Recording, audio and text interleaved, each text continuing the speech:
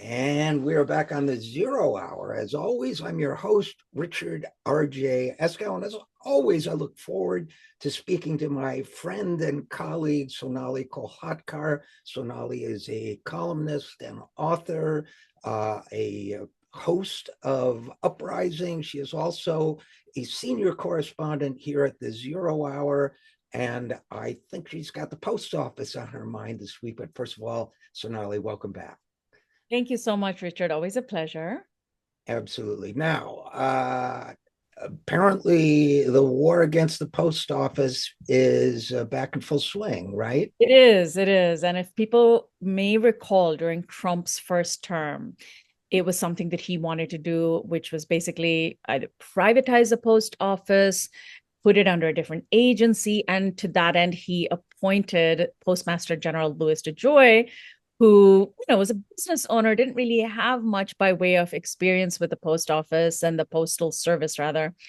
And it wasn't something that Joe Biden subsequently could do much about because the Postmaster General, unless DeJoy voluntarily stepped down, Biden couldn't appoint a new one directly. So DeJoy just announced a few weeks ago that he was stepping down, and Trump has tapped to be his replacement, a man by the name of David Steiner, who is someone who sits on the board of Federal Express. FedEx, of course, being one of two main competitors to the Postal Service, the other one being UPS. And that signals, even if Trump said nothing else, this intent for privatization. But of course, Trump, being Trump, has been very vocal, too vocal, about his desires. He has called the US Postal Service a quote, tremendous loser for this country. He has essentially echoed what are standard right-wing talking points rooted in deception, rooted in this idea that they need to create a justification for undoing the Postal Service because, frankly, it works too well and they don't like it. And when I say it works too well, I mean that it works too well as a public service. And just like they don't like the idea of socialized medicine, they hate the idea of public schools and public libraries, and therefore the US Postal Service, organizations like the Heritage Foundation have long set their sights on them. And Trump is desperately trying a second time around during a second term to undercut the Postal Service. And I think we need to talk about it because it's a really good opportunity for us to remind ourselves just how important the Postal Service is, how well it works, why we need it, and why we need more public and publicly funded institutions like it. Sonali, when I read your column about the Postal Service, and you reminded me of that quote that the Postal Service is a tremendous loser for this country, quote unquote. It struck me how selectively the right, and let's face it, in many ways, Trump is an old fashioned Tea Party extreme rightist on this sort of thing, calling it a loser for this country because it doesn't what? It doesn't make money.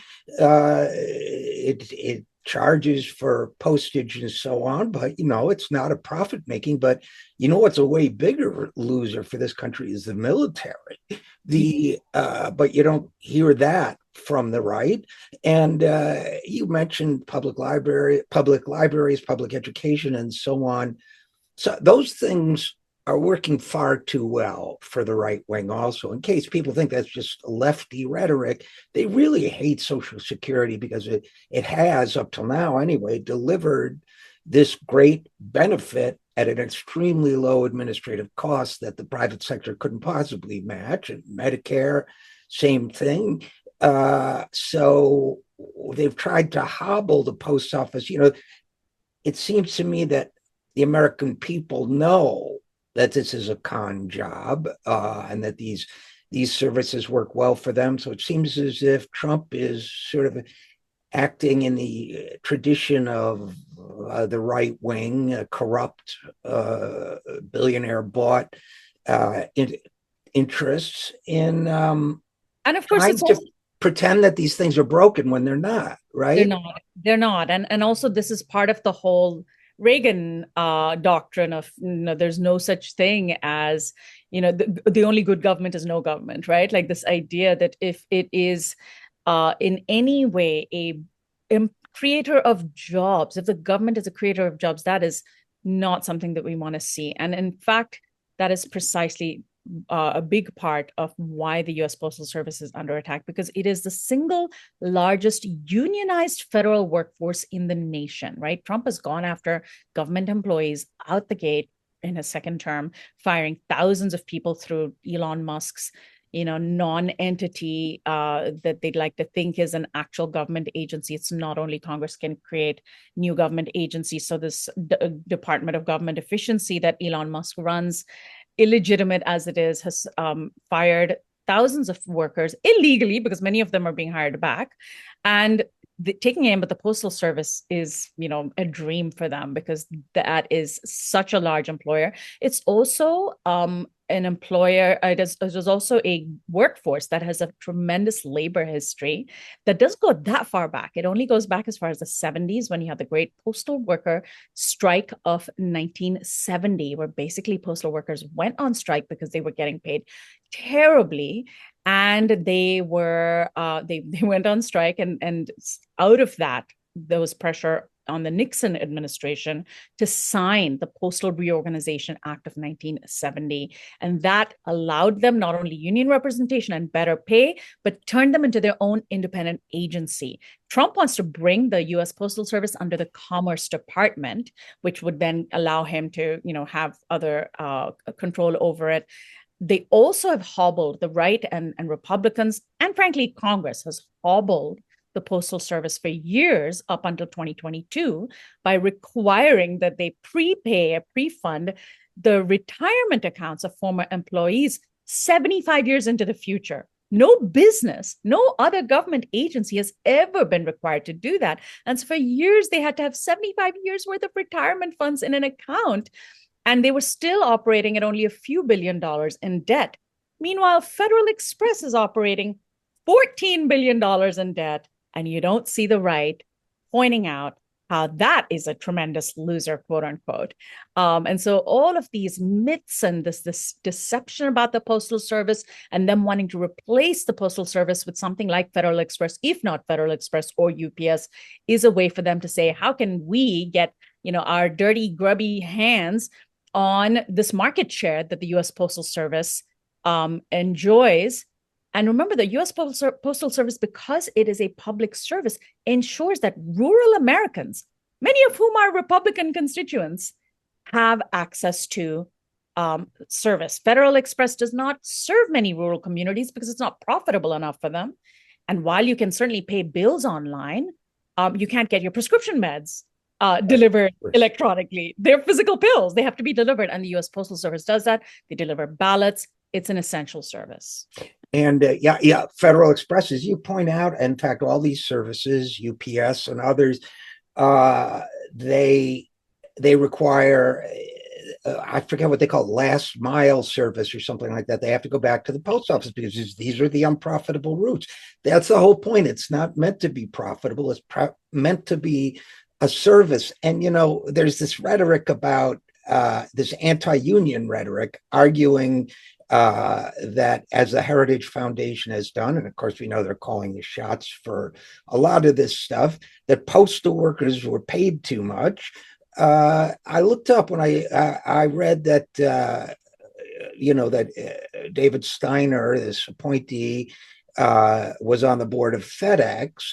The CEO of FedEx earned $12.3 million for fiscal year 2024. And the median FedEx worker earned a salary of $42,999. But in this tremendous concern for excessive spending and debt reduction, I don't believe that David Steiner has ever said, look, we're paying this guy too much. He's losing money. $13 million. Are you kidding me?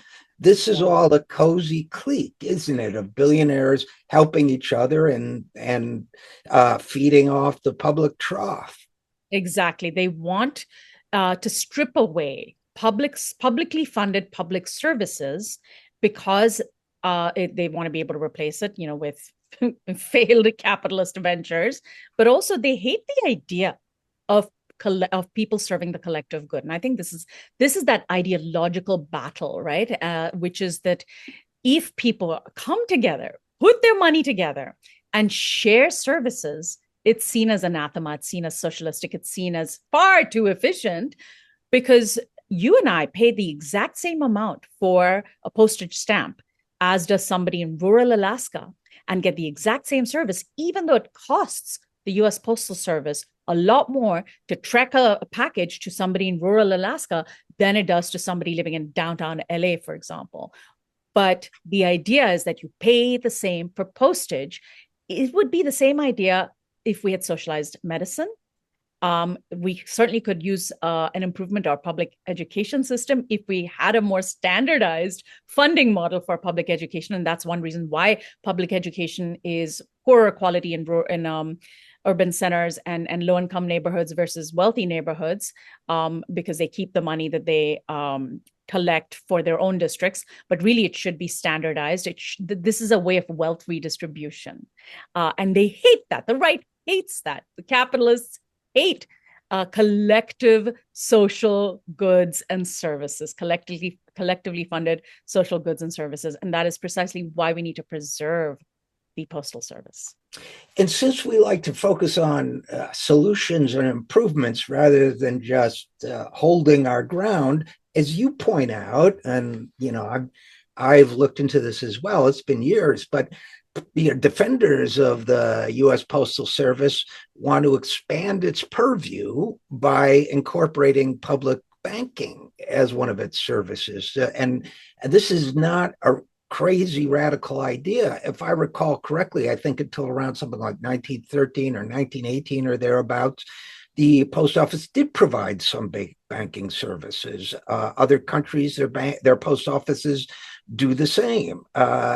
So you mentioned the Save the Post Office Coalition. We have this network. They claim to think about government efficiency. Well, we have this network of offices and locations everywhere. Yeah. We could use it for banking. I'm sure there are other creative things we could use. We currently use it for passport applications. When I had to renew my kids' passports, I went to the post office. I got an appointment online. I showed up.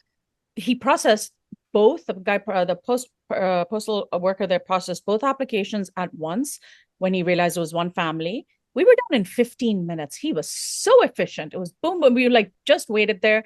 They were so efficient. And so we already do have the Postal Service offering some adjacent services, but absolutely, if we could add public banking to it, and they don't want that because it means that the private banks that charge low-income people fees for maintaining tiny amounts of balances would lose that money, that predatory money that they get. But if we could add public banking to the post office's services, it would be a huge, huge way to not just boost the public good, but to keep the post office even more alive, because we need it, right? Like we imagine if you had to rely on FedEx to just, mail a birthday card to a friend or a condolence card to somebody. And I know that people have moved away from like actual paper mail these days, but there are certain things that you still need to, as I mentioned, electronic ballots and prescription meds. My parents, they're elderly and they rely on getting prescription meds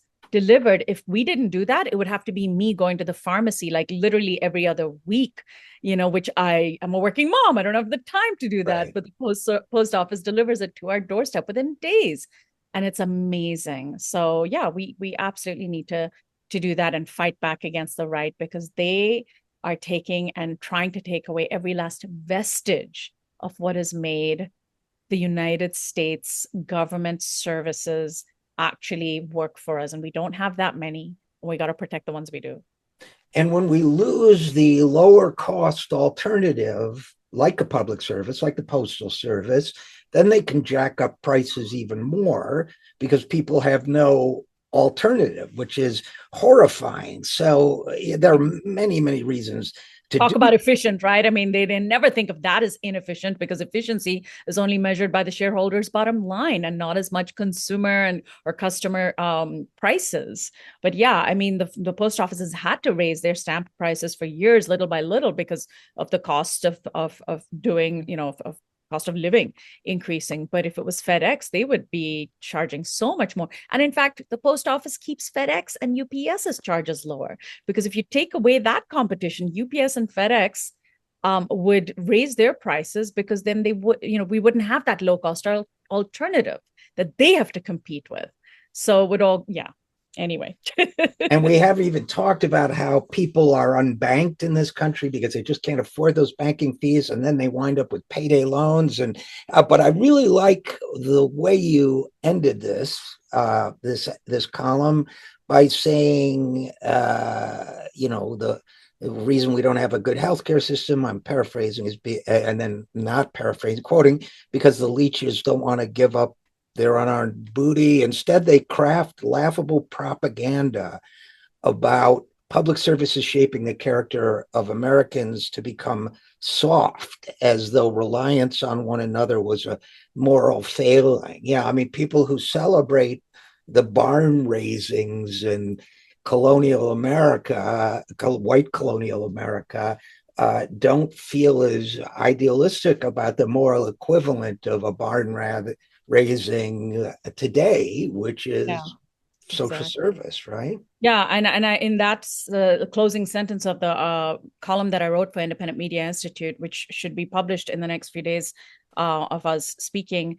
I linked the Heritage Foundation, which, remember, is the creator of Project 2025, the blueprint for Trump to destroy our government.